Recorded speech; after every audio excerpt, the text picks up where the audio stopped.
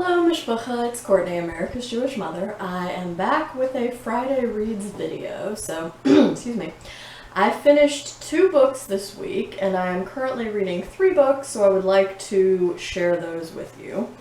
The first book I finished was the Shakespeare Requirement by Julie Schumacher. As I've said before, this is somewhat of a sequel to her earlier book, Dear Committee Members. Then this continues to follow Jason Fittger, although I think you could actually read this, pardon me, as a standalone novel without having read Dear Committee Members. I mean, it's sort of useful to read the first one just because it gives you some background information on things that go on here, but it's not really necessary. You could read this as a standalone.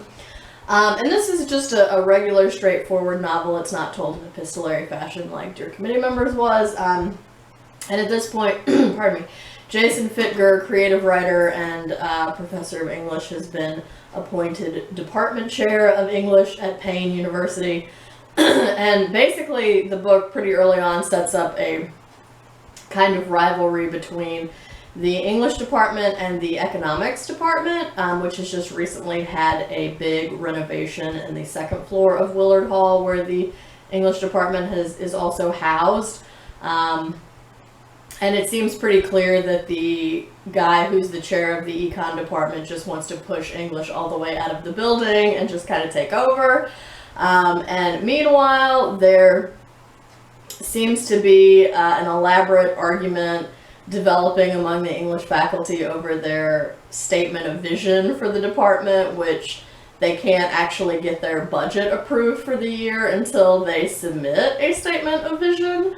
And no one can agree on it because the guy who teaches Shakespeare, Professor Casavan, is concerned that that Shakespeare is no longer going to be a required course for English majors, and so there's like a big kerfuffle about that. So anyway, so it's just kind of Fittger dealing with all of these things while at the same time, you know, sort of imagining that he's going to reconcile with his ex-wife, who's currently in a relationship with one of the deans at the school, and it's just, yeah, it's just a lot of stuff happening. Anyway, I liked this. It was funny. It didn't quite all come together in the way that I would like, but I did find it amusing. I definitely found it relatable in terms of academia and higher education. I think if you work in higher education, you would probably enjoy this, especially if you work in a humanities department. Probably might find it a little off-putting if you work in a STEM field. But it was good. I liked it. Ended up giving it 3.5 stars. Like I said, it didn't quite all come together the way that I would like, and I did not find it quite as compelling of a read as Dear Committee Members, but I still liked it nonetheless, and if Julie Schumacher wrote another book that featured this character, I would probably read it. So yeah, 3.5 stars. I would recommend it. The second book I finished, I do not have a physical copy of because I read it as an ebook, but this was The Human Stain by Philip Roth. This is the 3rd in Roth's America trilogy, which has the other books, American, Pastoral, which I read quite a number of years back as part of my studies for my comprehensive exams in graduate school. The second book is, I think, called I Married a Communist, which is set during like McCarthy era, and then this last book, The Human Stain, is set in the late 90s. But again, like I just said about the Schumacher books, it's not necessary to read all of these books together to get, you know, like you can just read any one of them as a standalone novel. But yeah, so like I said, this is set during the 90s, and it deals a lot with the topic of public shaming and ridicule, and it's set against the backdrop of the Clinton-Lewinsky scandal and then the subsequent sort of media circus and investigation and impeachment and all of that kind of stuff. So at the same time that's going on, we're introduced at the beginning of the novel to Coleman Silk, who is a 70-ish-year-old former dean and professor at of classics at Athena College, and when we meet him, we kind of immediately find out two things about him that have resulted in public scandal or shaming or ridicule. So the first one is that a couple of years before the action of the novel starts, he resigned from his position at Athena in the wake of a big controversy over whether or not he had said something that was racist, and other people construed it as racist even though it was not intended that way, and he was so disheartened that no one stood up for him and no one came to his defense that he just resigned. And we also learn at the very beginning of the book that even though he's, you know, now retired and is from the college and is, you know, 70 or whatever, he's having this sexual relationship with this 34-year-old woman who works as a janitor, cleaning woman, who's also illiterate, by the way, at the college, and this is also the result of some, or also leads to some public scandal and shaming and things like that. So yeah, that's the basic premise. This one was really a mixed bag for me.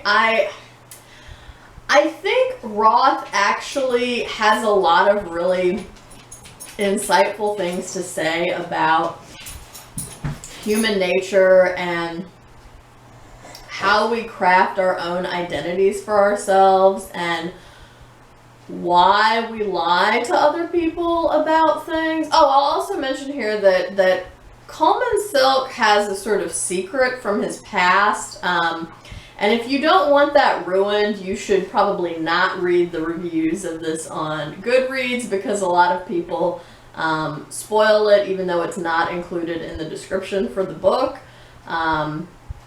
or the summary of it on Goodreads. I mean, you do find this out in about the first third or so of the novel, but I'm not gonna say anything about it in case you want to read it and find out for yourself. But yeah, anyway, so yeah, it's about why we lie to ourselves, why we lie to other people, how we craft our own sense of identity, what it means to be free, why American culture is so obsessed with purity, and yeah, just sort of stuff like that, which is where sort of the title "The Human Stain" comes from, right? Like, why would we be so obsessed with stains if we're not sort of seeking perfection and purity and things like that? And does that actually exist? Spoiler, it doesn't.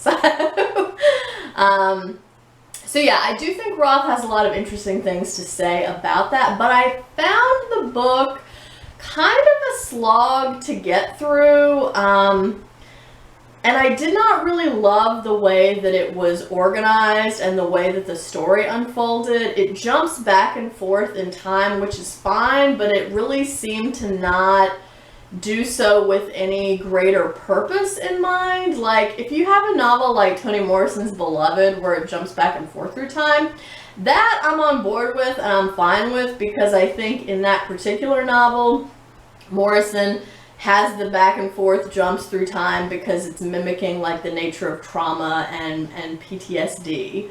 But in this particular book, I don't think we really needed all the jumps back and forth through time.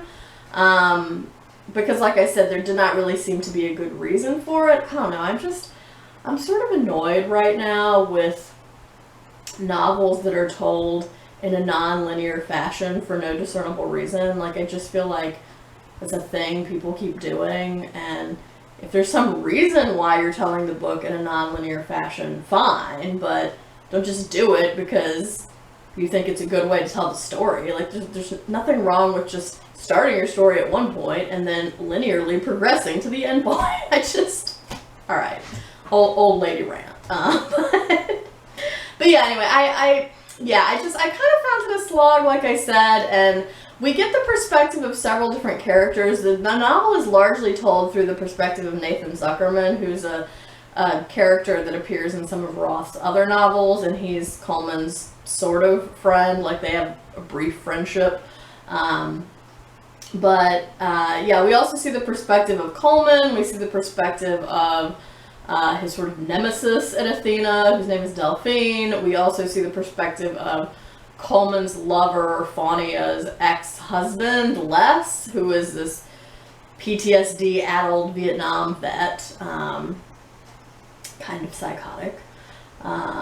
So I think Roth does a good job at kind of capturing the mindset and perspective of these characters, but again, I don't think the story unfolds in a way that makes logical sense. And yeah, like I said, I kind of found it a chore to get through. So I really liked the insights, and for that reason, I rated it 3 stars overall. But again, I would definitely sort of caution, like a, you know, I'm not like outright recommending it. I feel like if you go into it, you have to go into it knowing all of those things I just said. And, you know, if it doesn't bother you that they're just seemingly random jumps back and forth through time for no reason, or,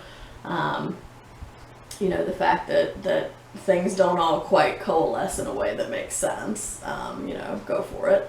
Especially if you like books that have useful insights about human nature. But yeah, I feel like I can't sort of outright recommend it the way that I can to your committee members. So yeah, so kind of a meh reading week for me. I'm currently reading 3 books. One of them is The Vanishing Half by Bennett. This is for my virtual book club's pick for August. I'm not actually discussing it till the end of the month, but there was a really long wait list for it on ebook, so I had to just take it when it was available. So I'm reading that right now. That's about 2 sisters in the 1960s or so in New Orleans, who are both very very light-skinned African-American women who run away when they're 16, and one of them decides to pass as white full-time, and the other one runs off and marries a very dark-skinned African-American man.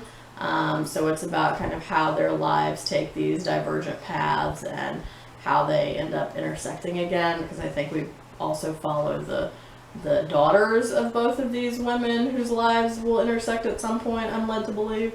So I'm about 25% of the way through that.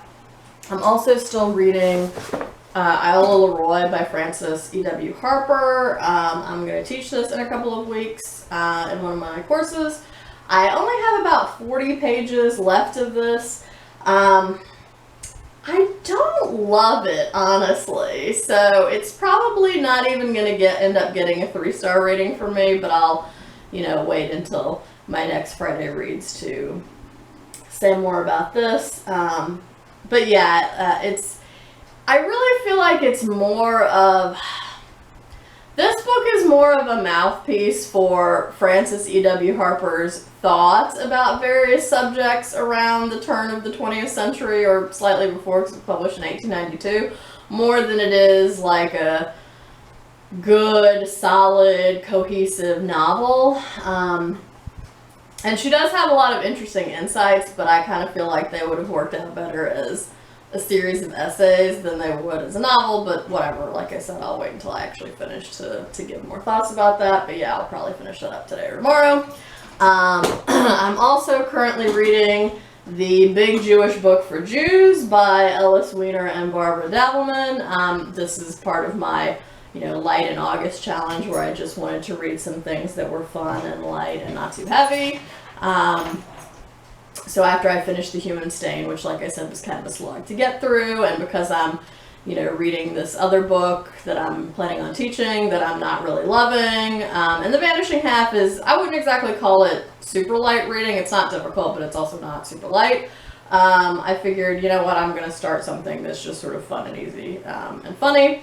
And I'm only about, like, not even 25 pages into this yet, but it's funny. You know, so far they've had chapters on things like, you know, why you should overfeed your guests and how you should force seconds on them even if they don't want them. Stuff like that. So it's just funny. So yeah, that has been my reading week. I hope everyone is staying healthy and well. I hope you've had a better reading week than my reading week, which again has been kind of meh. So yeah, let me know what you've been reading at the beginning of August and enjoying so far down in the comments below.